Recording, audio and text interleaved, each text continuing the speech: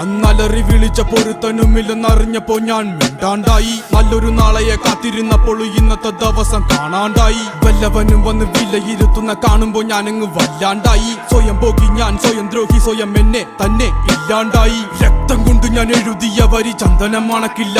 കരുത്ത ക്ഷത്രിയനല്ല, ശക്തനല്ലെന്ന സങ്കടം എനിക്കില്ല.